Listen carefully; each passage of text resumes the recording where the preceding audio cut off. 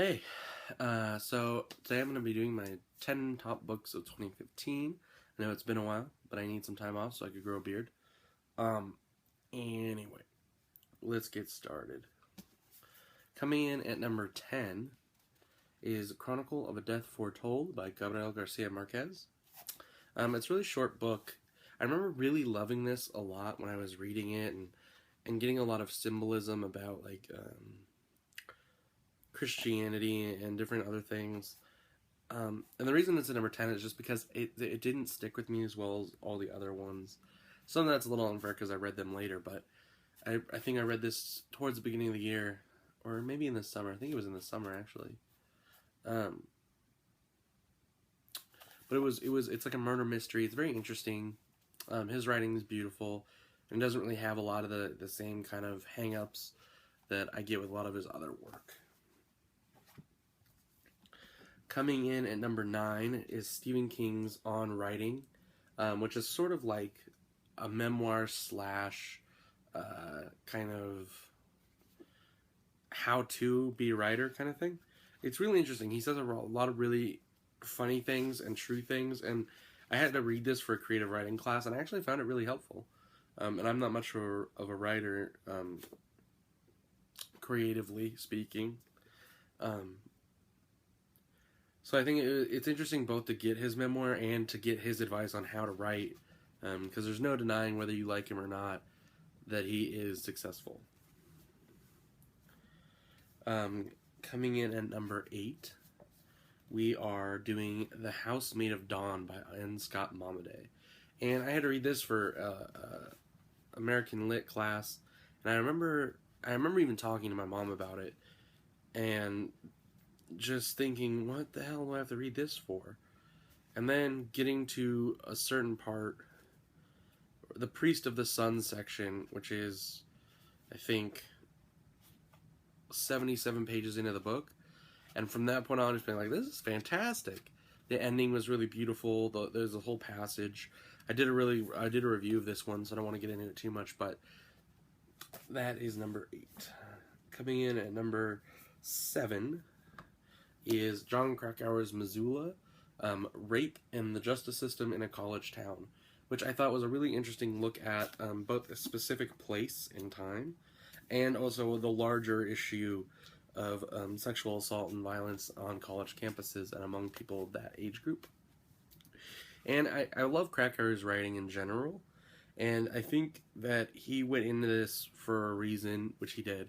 And while there's been a little bit of talk that he might not be able to present the best picture of the issue, I think that it's nice to have someone of his stature kind of trying to understand the issue and to talk about it. But it's a really good read, and I highly recommend it for anyone who hasn't read it yet. Especially if you like Krakauer, but even if you don't, it's worth reading. Coming in at, oh man, I've lost count.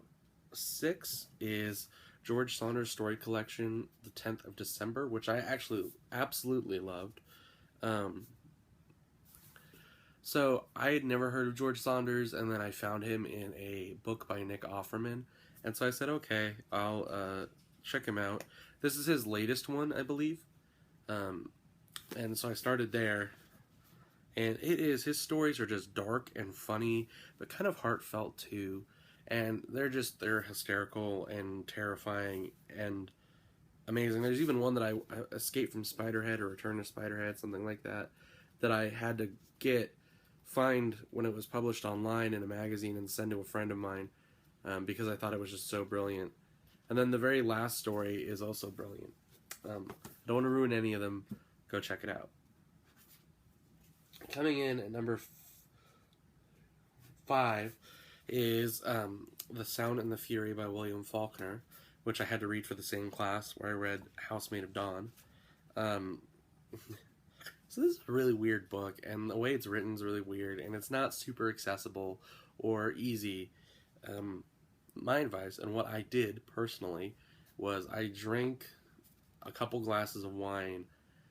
Well, one, I was told that it's written in 4 sections I was told that you need to read each of the sections as a whole, like don't split up the sections. And I followed that advice. But before I sat down to read any of the sections, I had 2 or 3 glasses of wine, and it made it a lot easier to follow. So that's my recommendation. But it's really entertaining, especially once you get to the end and you can figure out what the other parts were really about, and you can kind of put it all together. It's an interesting way of doing it, and I really enjoyed reading it and the experience of it, as well as the actual story, although it's a little dark. Anyway, The Sound and the Fury. And people will think you're really smart if you say that you really like it. Or that you like, oh yeah, totally got that. Anyway. Coming in at number 4 is Tell Me How Long the Train's Been Gone by James Baldwin. Which, if you know me, it was only a matter of time before James Baldwin appeared on this. So, his later works, he's really known for his nonfiction and a couple of his novels, like Giovanni's Room and Go Tell It on the Mountain, which I love. And then, I guess critically, his last 3 novels of the 6 he wrote are kind of panned. But I really, and this would have been his 4th novel, I loved Another Country more than I loved Go Tell It on a Mountain. And I thought, you can't get any better than this. And I love this just as much, but in different ways. I think the character of Leo Proudhammer is super fascinating and interesting. He's like a theater actor. I did a whole thing on it. I don't want to get into it, but go read this. Coming in at number 3 is a book that I read literally on the 31st of December. Hopefully that's the 31st, not the 30th. 31st December. I have a calendar that a friend got me full of fat babies underwater. So I had to check. But it's Civil War Land in Bad Decline, another collection by George Saunders. This one was even more... it's an earlier collection. I think it came out in 96. But it's short stories and then a novella. And every single one of the stories just slaps you in the face with like humor, but also being kind of terrifying for being a vision of our future. I'm going to do a review for this one separately. But again, just funny, entertaining, but also very dark and terrifying. And terrifying in the sense that he creates a world that is not that far off from the world we live in, but so much more savage and terrifying. Anyway, but they still have a touch of heart, and that's what I really like. Okay, we're down to the final 2. Coming in at number 2, The Beast.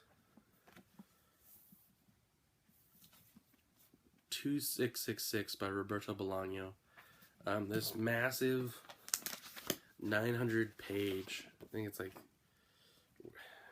900 page monster of a novel by a Chilean writing in Spain.